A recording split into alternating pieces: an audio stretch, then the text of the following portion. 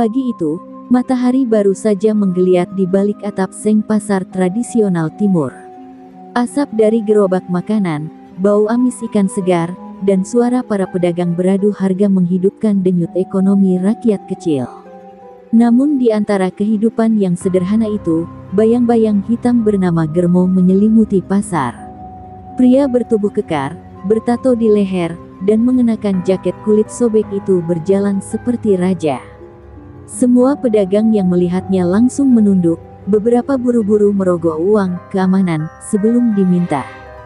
Germo adalah preman pasar paling arogan. Tak ada yang berani membantahnya. Bahkan satpam pasar pun lebih memilih pura-pura tidak melihat ketika ia merampas barang dagangan atau menamparkan pedagang yang lambat menyetor. "Pasar ini tanah milik gue," teriaknya suatu waktu sambil menginjak-injak keranjang sayur seorang ibu tua.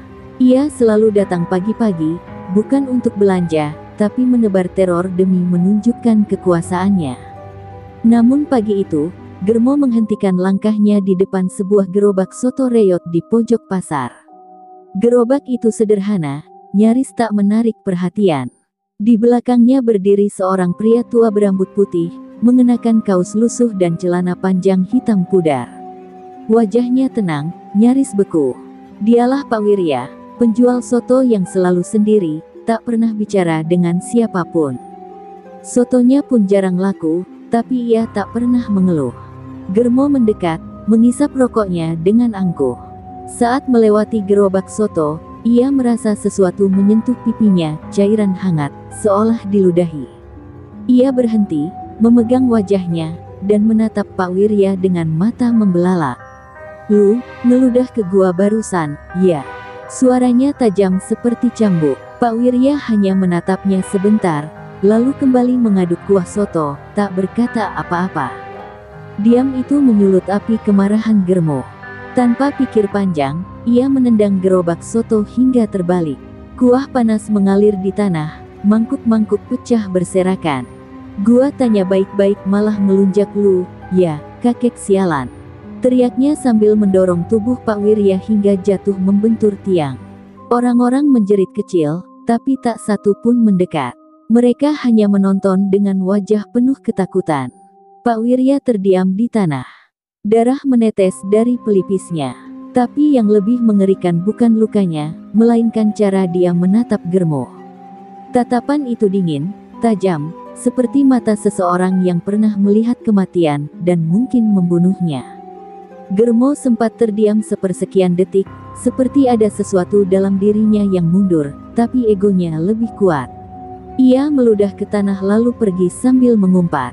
Beberapa pedagang tua saling pandang. Salah satu dari mereka, Pak Hashim, menarik napas dalam-dalam. "Itu orang, matanya kayak mata si Raja Kelam waktu dulu," bisiknya. Yang lain membelalak, tak percaya. "Ah, mana mungkin, itu kan legenda lama." Di tengah puing gerobak sotonya, Pak Wirya perlahan bangkit.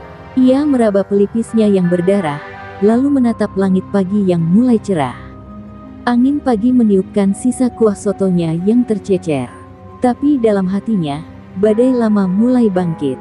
"Kau salah orang, anak muda," gumamnya lirih, namun cukup dingin untuk membuat semesta bergetar. Pagi itu pasar timur tidak lagi sama. Pedagang-pedagang yang biasanya saling sapa kini membisu, sibuk mencuri pandang ke arah gerobak soto yang tinggal puing. Pak Wirya duduk bersila di samping reruntuhan, tangan tuanya membersihkan serpihan kaca mangkuk satu persatu. Tak ada amarah di wajahnya, hanya keheningan yang menyesakkan. Tapi mereka yang cukup peka, tahu ada badai besar yang sedang mendidih di balik ketenangan itu. Germo datang lagi siang harinya, kali ini dengan langkah lebih congkak. Ia tertawa-tawa bersama 3 anak buahnya, menikmati sorot mata ketakutan dari para pedagang. Saat lewat di depan Pak Wirya, ia sengaja menginjak sisa mangkuk soto sambil berteriak, "Kalau berani ngeludah lagi, gua potong lidah lu, paham?" Pak Wirya tidak menoleh. Ia hanya menghela napas panjang, lalu berdiri perlahan. Untuk pertama kalinya, suara tuanya terdengar jelas, tenang namun dalam, "Kalau kamu yakin itu ludahku, seharusnya kamu sudah mati sejak tadi." Kalimat itu menusuk seperti sembilu, membuat Germo terdiam sesaat, dan pasar menjadi sunyi senyap seperti kuburan. Tawa Germo mereda. Ia menatap Pak Wirya lama, namun tidak ada keinginan untuk menyerang lagi. Ada sesuatu dalam sorot mata lelaki tua itu yang membuatnya ragu, sesuatu yang pernah ia lihat dalam mimpi buruknya, tatapan pemangsa, bukan korban. Tapi karena gengsi, Germo menendang satu baskom sisa soto lalu berlalu sambil tertawa dipaksakan. Namun dalam hatinya, ia merasa seperti menamparkan wajah iblis. Di sebuah warung kecil, dua pedagang tua berbicara pelan. Dulu waktu zaman tahun 90-an, ada sosok yang bisa membuat preman kelas kakap ciut hanya dengan tatapan mata. Julukannya, Raja Kelam. Menghilang tiba-tiba. Gak ada yang tahu dia mati atau lari, kata salah satu. Yang lain menimpali, mata si Pak Wirya tadi, sumpah, kayak tatapan dia. Masa iya dia itu orangnya? Sore menjelang, Pak Wirya masuk ke bilik kayunya yang reot. Di dalamnya ada sebuah peti besi kecil berdebu. Ia buka perlahan, mengeluarkan secarik foto usang berisi dirinya yang lebih muda, berdiri di tengah lingkaran tubuh-tubuh tak bernyawa. Di balik foto itu tertulis, Raja Kelam, pembawa maut tanpa bayangan. Tangan Pak Wirya bergetar. Aku sudah kubur semua ini, bisiknya. Tapi kalau dipaksa dibangkitkan, maka neraka akan terbuka kembali. Di luar bilik, langit mulai merah menyala. Pasar Timur tidak tahu bahwa mereka baru saja menggali kubur bagi sesuatu yang seharusnya tetap tidur. Dan Germo, preman paling arogan itu, baru saja meniup peluit perang ke arah sosok yang seharusnya tidak boleh diganggu lagi. Malam itu Pasar Timur terasa lebih dingin dari biasanya. Kabut tipis turun lebih awal, menyelimuti lorong-lorong sempit di antara kios-kios yang tertutup. Di sebuah warung kopi tua, beberapa pedagang lelaki yang sudah lanjut usia berkumpul dengan wajah gelisah. Tak ada yang bicara lantang, hanya bisik-bisik seperti merapal doa yang tidak ingin didengar langit. Nama Pak Wirya kini menjadi desas-desus paling menakutkan, bukan karena kasihan padanya, tapi karena mereka mulai curiga siapa dia sebenarnya. Gua inget tatapan itu, Mat. Sama persis kayak tahun 92, waktu pasar lama dibakar abis. Ada satu orang berdiri di tengah api, mukanya dingin, kayak patung. Dia yang katanya ngabisin 5 preman cuma pakai sendok makan, ucap Pak Hashim pelan. Yang lain mengangguk setuju, wajah mereka pucat. Waktu itu namanya gak pernah disebut langsung, semua manggil dia, Raja Kelam. Hilang tanpa jejak pas polisi mulai masuk. Dan sekarang, dia ada di sini. Jualan soto. Sementara itu, Pak Wirya duduk di belakang bilik kayunya, menatap langit lewat celah atap yang bolong. Ia tahu kabar mulai beredar. Tak butuh waktu lama sebelum masa lalu mengejarnya. Namun yang membuatnya khawatir bukan rumor atau Germo, tapi dirinya sendiri. Sisi kelamnya yang sudah ia pendam selama 3 dekade, kini mulai meronta untuk keluar. Jangan bangkit, gumamnya. Meski hatinya tahu semua sudah terlambat. Di sisi lain pasar, Germo gelisah. Entah kenapa sejak ditatap Pak Wirya siang tadi, ia tak bisa tidur nyenyak. Setiap memejamkan mata, bayangan wajah tua itu muncul, diikuti suara-suara aneh seperti bisikan maut dari lorong gelap. Ia membanting gelas, memaki tanpa arah. Cuma kakek tua, kenapa gua jadi takut begini? Untuk meredakan kekhawatirannya, Germo menemui seorang kenalannya, Ki Badra, mantan guru silat jalanan yang kini hidup sebagai paranormal dan pelindung spiritual bagi preman-preman pasar. Germo membawa foto hasil jepretan anak buahnya, potret Pak Wirya dari kejauhan. Tapi begitu Ki Badra melihat foto itu, wajahnya langsung pucat. Tangan tuanya bergetar, lalu ia menjatuhkan dupa yang sedang menyala. Cepat bakar foto ini. Jangan pernah kau tatap mata orang ini terlalu lama. Teriak Ki Badra. Germo bingung dan marah. Kenapa? Dia cuma tukang soto. Ki Badra menoleh perlahan, suaranya bergetar, dia bukan manusia biasa. Dia mantan penguasa dunia hitam. Orang yang kami kira sudah mati. Dia adalah Raja Kelam. Germo menelan ludah. Napasnya tercekat. Nama itu pernah ia dengar sekali, dari cerita lama seorang napi tua di penjara, tentang seorang algojo yang membunuh tanpa bekas, dan yang matanya bisa membuat orang bunuh diri hanya karena takut. Germo ingin menertawakan cerita itu, tapi kini, semuanya terasa terlalu nyata. Di kejauhan, angin pasar menderu pelan, membawa aroma kuah soto yang samar-samar tercium. Namun bagi mereka yang tahu, itu bukan aroma makanan, itu aroma masa lalu yang mulai merangkak keluar dari kuburnya.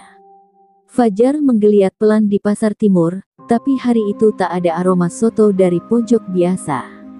Gerobak Pak Wirya masih terguling, dibiarkan begitu saja, seolah waktu berhenti di sana.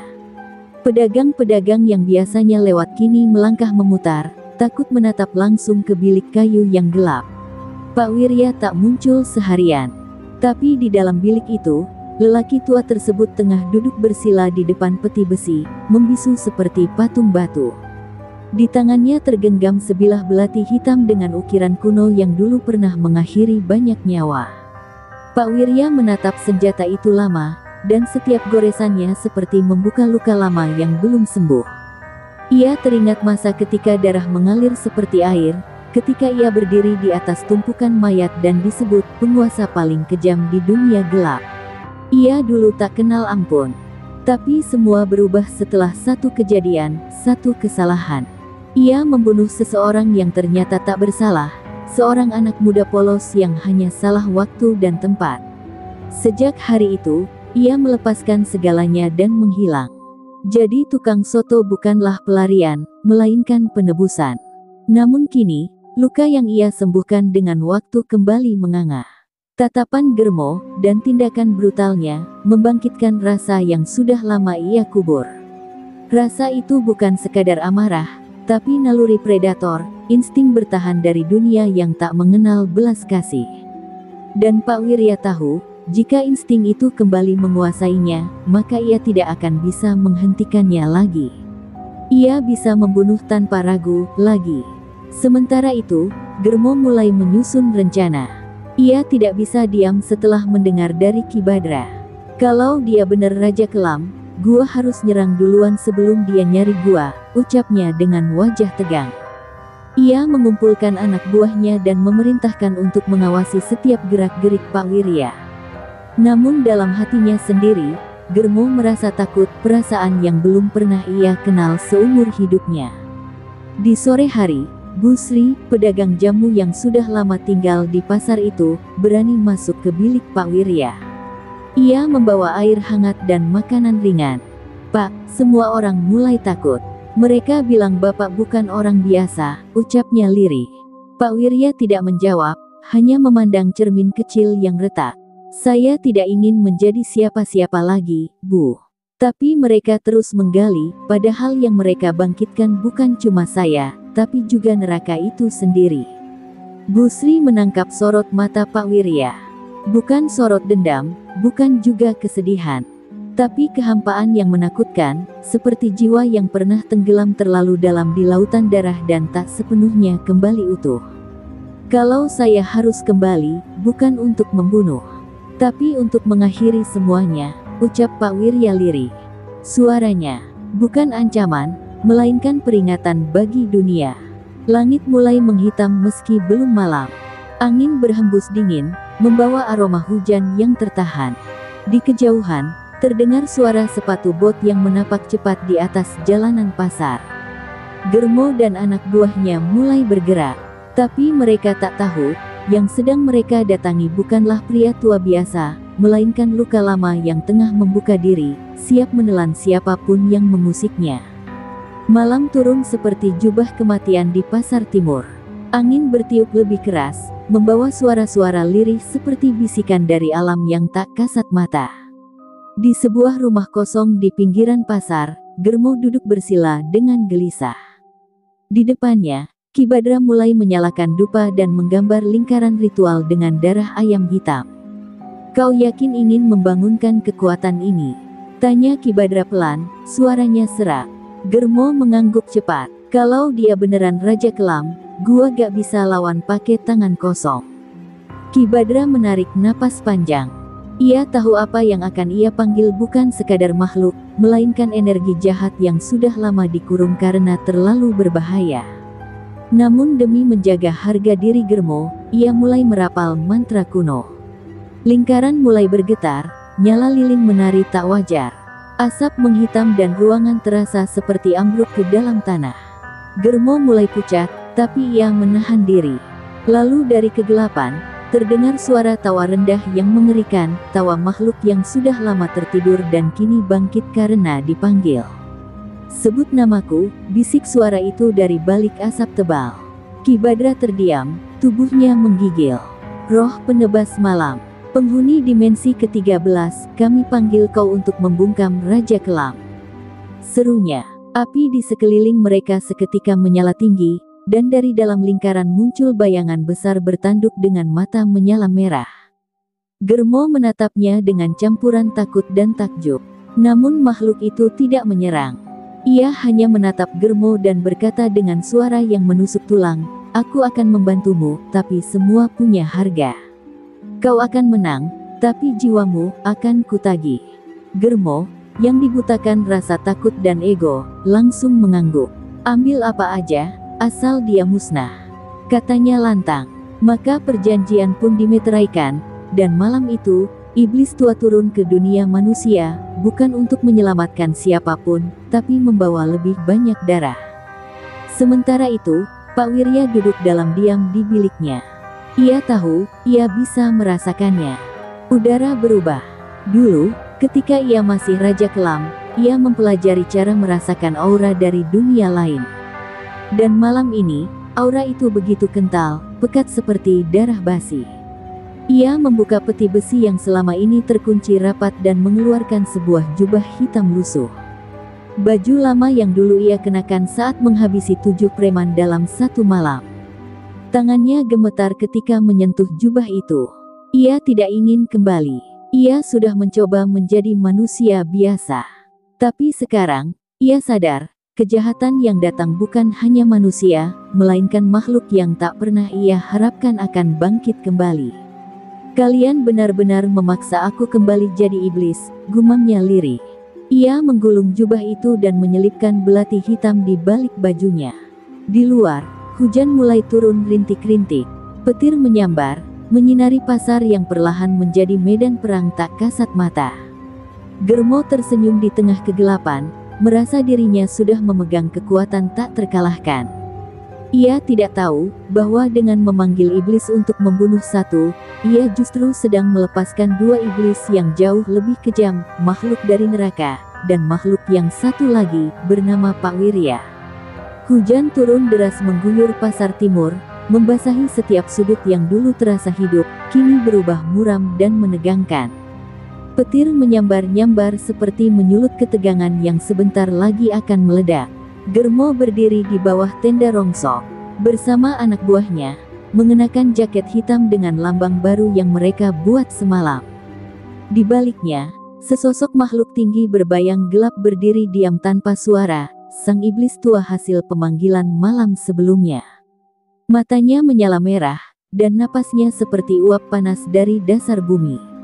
"Sebentar lagi dia keluar," ujar Germo pelan, senyumnya sinis. Ia tidak sabar melihat darah Pak Wirya mengalir di tanah pasar, menghapus rasa takut yang selama ini mencekik dadanya.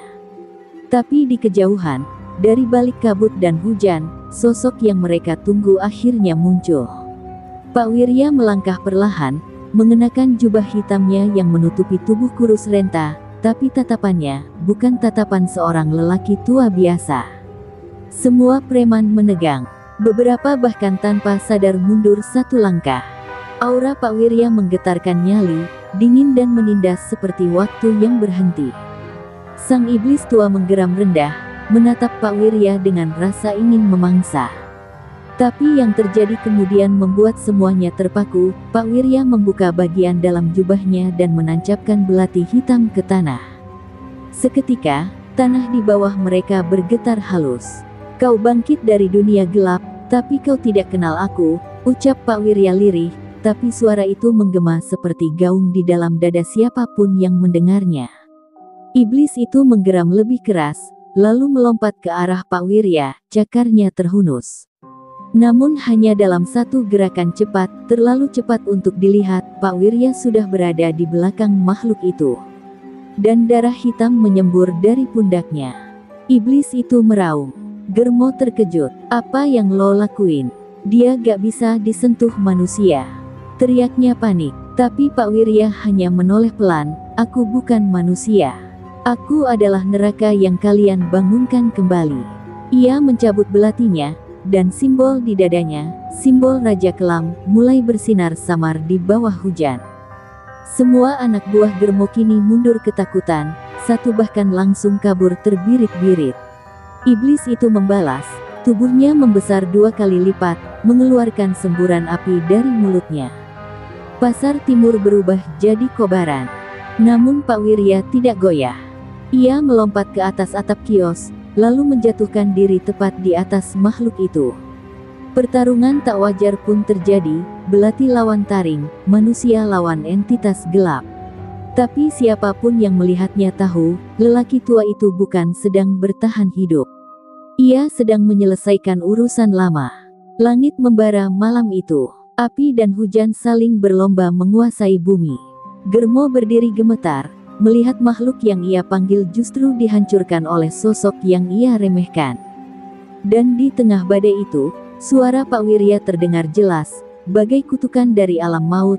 "Kalian pikir aku mati karena menyesal, padahal aku cuma tidur, menanti kalian memanggilku kembali." Api perlahan padam, meninggalkan bekas hangus dan bau darah yang menyengat di antara puing-puing Pasar Timur. Tubuh sang iblis tua kini tergeletak membusuk di sudut jalan, hancur menjadi abu karena belati hitam milik Pak Wirya. Hujan terus mengguyur, seolah langit pun menangisi kebangkitan kegelapan lama yang tak seharusnya dipanggil kembali. Di tengah reruntuhan itu, Pak Wirya berdiri diam, tubuhnya basah kuyup, tapi sorot matanya menyala dingin seperti bara dendam yang belum padam. Germo gemetar di balik gerobak tua yang ia jadikan tempat sembunyi. Ia tidak pernah merasa sekecil ini seumur hidupnya. Makhluk yang katanya tak bisa dilukai manusia, malah tumbang hanya dalam beberapa menit oleh tangan seorang lelaki tua.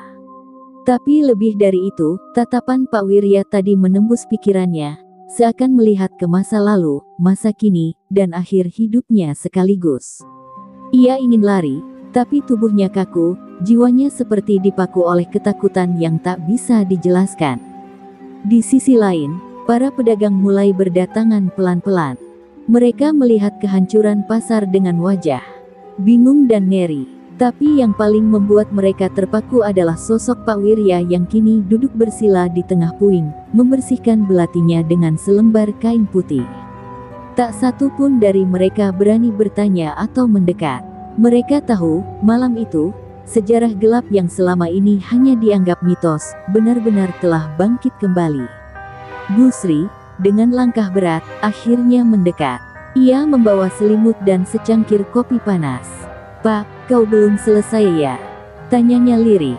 Pak Wirya mengangkat wajahnya, matanya merah karena menahan emosi. "Belum, Busri. Masih ada satu yang harus aku selesaikan. Yang memulai ini semua, dan memaksa aku kembali jadi siapa aku dulu." Tangannya mengepal. Nama Germo terpatri dalam pikirannya, bukan lagi sebagai musuh, tapi sebagai eksekusi terakhir. Germo yang mendengar itu segera kabur dari pasar, masuk ke gang-gang sempit menuju markas lamanya di belakang terminal. Ia menghubungi semua anak buahnya, tapi tak ada satu pun yang menjawab. Hanya pesan singkat dari salah satu yang sempat lolos, "Gak ada yang bisa lawan dia, bro. Kita cuma main-main sama arwah hidup." Germo merasa sendirian, terpojok, dan untuk pertama kalinya ia menangis. Tapi bukan karena takut mati, melainkan karena sadar, ia sudah menyentuh sesuatu yang jauh di luar jangkauannya. Malam itu Germo bersembunyi di ruang gelap penuh tikus dan bau pesing. Ia terus menatap pintu, berharap sosok berjubah hitam itu tidak muncul. Tapi hatinya tahu, cepat atau lambat, Pak Wirya akan datang. Dan ketika itu terjadi, tidak akan ada negosiasi. Hanya akan ada satu suara, suara darah yang menetes dari ujung belati. Di pasar timur, Pak Wirya berdiri dan menghadap langit. Hujan mulai reda, tapi denting air masih menetes dari atap-atap seng. "Satu malam lagi," bisiknya. "Satu nyawa lagi. Setelah itu, biarkan aku benar-benar mati." Angin malam membelai wajahnya yang tua, membawa suara-suara masa lalu, membisikkan nama-nama yang dulu ia bunuh, dan satu nama terakhir yang masih tertinggal di daftar. Germo terbangun dari tidurnya yang tak pernah benar-benar tenang. Matanya cekung, wajahnya penuh peluh. Ia mengira malam telah berlalu dan teror Pak Wirya hanyalah mimpi buruk. Tapi suara langkah kaki pelan di luar bangunan tua tempat ia bersembunyi menghapus semua harapan. Suara itu tidak tergesa, justru tenang, seperti milik seseorang yang tahu persis apa yang ia cari, dan tahu ia akan mendapatkannya. Germo mundur perlahan, punggungnya menempel dinding lembab, napasnya memburu seperti binatang buruan. Pak Wirya berjalan pelan di lorong gelap, hanya ditemani cahaya redup dari lampu jalan yang temaram. Tangannya menggenggam belati hitam yang kini berkilau merah seperti menyerap dendam. Dalam benaknya, wajah Germo terus melayang, bukan sebagai ancaman, tapi sebagai simbol dari semua kesalahan masa lalu yang belum sempat ia benahi. Ia tidak sekadar mengejar Germo, ia mengejar penebusan. "Kau salah orang, Germo," gumamnya lirih, "dan kesalahan itu tak bisa kau ulang lagi." Sementara itu, Germo mulai panik. Ia mencari senjata di antara barang-barang bekas, menemukan linggis berkarat dan sebotol bensin. "Kalau dia deket, gua bakar tempat ini sekalian," teriaknya dalam hati. Ia tak peduli lagi. Ia ingin bertahan hidup meski harus membakar seluruh kampung. Tapi dalam hati kecilnya, ia tahu, melawan Pak Wirya dengan kekerasan, sama saja seperti menyiram air di atas api neraka. Tidak memadamkan, hanya membuatnya marah. Tiba-tiba suara ketukan terdengar di pintu belakang. Pelan, tapi ritmis. Germo menahan napas. Lalu suara itu berbicara, "Germo, kau pernah bilang orang tua tak tahu diri harus disingkirkan. Aku datang untuk buktikan, siapa sebenarnya yang tak tahu diri." Germo menjerit dan menyiram bensin ke arah pintu. Ia menyalakan korek, dan dalam hitungan detik, api melalap sisi bangunan. Tapi ketika ia menoleh ke belakang, Pak Wirya sudah berdiri di sana. Api tak pernah menyentuhnya. "Kau bukan manusia," jerit Germo, matanya membelalak. Tapi Pak Wirya hanya melangkah mendekat tanpa suara. Setiap langkahnya seperti palu godam di dada Germo. Dan saat akhirnya belati itu terangkat, Germo tidak melihat kemarahan. Ia melihat kesedihan yang dalam, kesedihan dari seseorang yang sudah terlalu lama menahan diri untuk tidak menjadi monster. Tapi sekarang, monster itu sudah terbangun. Pak Wirya mendorong Germo ke lantai dan menempelkan belatinya di leher preman itu. Tangannya bergetar. "Aku tak ingin membunuhmu, tapi dunia sudah memilih." Germo menjerit, memohon, menangis seperti anak kecil yang ketakutan. "Ampun, Pak, saya salah orang," tapi kalimat itu justru menusuk hati Pak Wirya lebih dalam. Karena memang itu inti dari semuanya, kesalahan memilih orang. Germo salah orang, dan masa lalu pun pernah salah orang. Sekarang, keadilan harus berjalan. Satu jeritan menggema dari gudang tua itu, lalu senyap. Api mulai menjilat langit, membakar abis bangunan dan semua kenangan yang tersimpan di dalamnya. Dari reruntuhan yang menyala, Pak Wirya keluar perlahan, tubuhnya diselimuti bayangan api dan abu. Ia tidak menoleh ke belakang. Tak ada lagi yang perlu dilihat. Tak ada lagi yang perlu diselesaikan. Ia telah menuntaskan perburuan terakhirnya, dan untuk pertama kalinya, langit tampak sedikit lebih terang baginya. Asap dari gudang yang terbakar masih membumbung tinggi hingga pagi menjelang. Warga menemukan sisa-sisa bangunan hangus yang menyisakan bau daging terbakar dan serpihan arang. Di antara reruntuhan, tak ada yang melihat jasad Germo, seolah lelaki itu dilahap habis oleh api bersama semua dosa dan kebengisannya. Namun kabar kematiannya menyebar cepat seperti angin, dan satu nama disebut-sebut dengan ketakutan yang bercampur hormat, Pak Wirya. Lelaki tua yang ternyata menyimpan sejarah gelap melebihi semua preman pasar.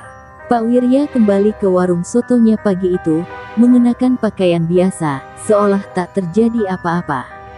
Tapi tubuhnya lelah, jiwanya lebih letih dari sebelumnya. Ia duduk di bangku kayu dekat tungku, memandangi uap kuah yang mendidih. Bu Sri datang membawakan kain hangat dan secangkir kopi. Mereka tak bicara, tapi keheningan di antara mereka lebih berat dari ribuan kata. Bu Sri tahu, laki-laki di hadapannya bukan sekadar menjual soto, ia sedang menebus masa lalu yang tak pernah ia minta. Sementara itu, di tengah kerumunan pasar, warga mulai berdiskusi pelan tentang siapa sebenarnya Pak Wirya. Cerita-cerita lama mulai mencuat kembali. Tentang bayangan hitam yang pernah menghabisi seluruh kelompok pembunuh bayaran di Jawa Tengah. Tentang lelaki berjubah yang mampu membuat orang gila menjerit hanya dengan tatapan mata. Dan kini mereka sadar, lelaki itu selama ini ada di tengah mereka, menyendiri, menahan diri. Dan mereka nyaris menghancurkannya karena ketidaktahuan. Di malam yang sunyi, Pak Wirya berdiri di depan cermin tua di kamarnya. Ia membuka bagian dadanya, menatap bekas luka lama di dekat jantung, simbol kejamnya masa lalu. Aku bukan pahlawan, aku cuma pendosa yang kembali ke jalannya, bisiknya. Namun suara dalam dirinya, suara yang sudah lama ia kubur, kembali berbicara. Kau menikmati itu, bukan? Belati, darah, ketakutan. Itu dirimu yang sejati, Wirya. Ia mengatupkan mata, berusaha mengusir bisikan-bisikan itu. Pak Wirya mengambil belati hitam dan membungkusnya dalam kain putih. Ia berjalan keluar rumah menuju tebing di belakang kampung. Di sana, di bawah sinar rembulan yang pucat, ia menggali lubang kecil dan mengubur belati itu dengan tangannya sendiri. Ini bukan senjataku lagi, ucapnya tegas. Tapi ia tahu, meski belatinya dikubur, kutukan itu tetap hidup di dalam dirinya. Tak ada pengampunan bagi jiwa yang pernah meminum darah manusia. Beberapa preman sisa kelompok Germo mulai muncul, bukan untuk membalas, tapi untuk menyerahkan diri. Mereka berjongkok di depan warung soto, meminta maaf, dan meminta perlindungan. Kami cuma ikut-ikutan, kami gak tahu siapa bapak sebenarnya, ucap salah satu dari mereka gemetar. Tapi Pak Wirya hanya menatap mereka sebentar, lalu berkata, pulanglah. Jangan buat aku berpikir kau bagian dari masalah. Dan mereka pun pergi, dengan rasa takut yang menjadi pelajaran hidup. Namun malam belum selesai menguji Pak Wirya. Di kejauhan, seseorang datang diam-diam, mengamati dari balik bayang pasar. Sosok itu mengenakan topi caping lebar dan membawa kotak kayu panjang di punggungnya. Ia tersenyum tipis melihat warung soto Pak Wirya. Akhirnya kau muncul juga, guru, gumamnya. Tapi kau lupa, satu muridmu belum pernah kau ajari arti kalah. Bayangan baru telah datang. Dan Pak Wirya, sekali lagi, tak akan bisa lari dari kutukan seorang pendosa. Fajar belum juga menyingsing ketika angin dari arah utara membawa suara langkah ringan namun tajam. Sosok bertopi caping itu kini berdiri tepat di depan warung soto, menatap tenang ke arah papan nama yang mulai pudar. Ia membuka topi dan memperlihatkan wajahnya, muda, tampan, tapi mata kirinya tertutup kain hitam. Dialah Raka, murid terakhir Pak Wirya, yang dulu hilang setelah pembantaian terakhir di Pegunungan Merapi. Kini ia kembali, bukan untuk menyapa, tapi menantang. Pak Wirya sedang menyiapkan kuah soto ketika ia merasakan hawa dingin menusuk tulang belakangnya. Tanpa menoleh, ia tahu siapa yang datang. Raka, gumamnya pelan. Ia menaruh sendok, melangkah keluar dan berdiri di bawah langit kelabu. Kau seharusnya tak kembali ke jalan ini. Raka tersenyum, dingin. Justru karena kau yang kembali duluan, guru. Kau mengkhianati sumpah kita, kalau dunia tak bisa berubah, kita harus mengubahnya dengan ketakutan. Kalimat itu menusuk, karena dulu, itu kata-kata Pak Wirya sendiri. Busri yang baru datang dari belakang sempat melihat percakapan itu, lalu segera masuk ke dalam dan mengunci pintu. Ia tahu, ini bukan lagi urusan pasar, bukan lagi urusan dendam, ini urusan jiwa yang memilih menjadi terang atau tetap terjebak dalam bayangan.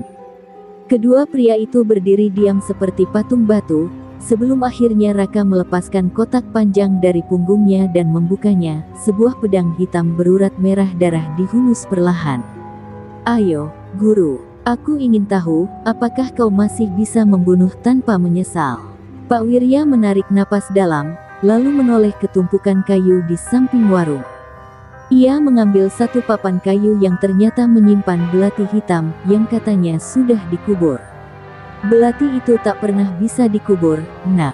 Karena ia tertanam di hatiku, bukan di tanah," katanya pelan, penuh luka.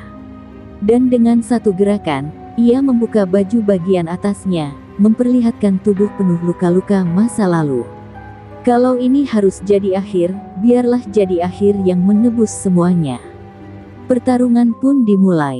Gerakan mereka bukan seperti manusia biasa, cepat, presisi, dan dipenuhi ilmu pukulan tua yang sudah punah dari dunia luar. Tanah berguncang tiap kali langkah mereka berpijak. Udara jadi panas oleh gesekan dua ilmu yang saling membenci. Raka menyerang membabi buta, tapi setiap tebasannya dibalas Pak Wirya dengan ketenangan seorang yang pernah membunuh ratusan jiwa. Namun, waktu tak memihak pada yang tua. Darah mulai menetes dari bahu Pak Wirya. Tapi saat Raka berhasil menjatuhkan Pak Wirya dan menodongkan pedang ke leher gurunya, tubuhnya gemetar. "Kenapa kau tak melawan habis-habisan?" teriaknya. Pak Wirya hanya menatapnya tenang. "Karena kalau aku mati, itu akan membunuh bayangan di dalam diriku juga. Tapi kalau aku membunuhmu, bayangan itu akan terus hidup. Aku memilih mati sebagai manusia, bukan sebagai algojo." Raka terpaku. Tangannya bergetar. Pedangnya jatuh. Ia menjerit, bukan karena kalah, tapi karena akhirnya ia mengerti, kekuatan sejati adalah berhenti saat masih bisa. Dengan air mata bercucuran, Raka memeluk tubuh gurunya yang perlahan melemah. "Ampuni aku, Guru." Pak Wirya hanya tersenyum tipis, darah merembes dari sudut bibirnya. "Jangan teruskan jejakku. Buka warung, jual soto, dan hiduplah untuk orang lain." Bisikan terakhir itu menjadi pesan terakhir seorang pembunuh yang akhirnya memilih menjadi manusia. Di pagi yang mulai terang, Pak Wirya meninggal dalam pelukan muridnya sendiri, bukan sebagai algojo, tapi sebagai guru yang berhasil menyelamatkan satu jiwa dari jalan gelap. Dan sejak hari itu, warung soto Pak Wirya tetap buka. Tapi kali ini dijalankan oleh seorang pria muda bermata satu, yang setiap hari menyajikan soto dengan penuh hormat kepada seorang guru yang telah mengajarinya arti hidup, bukan hanya ilmu membunuh.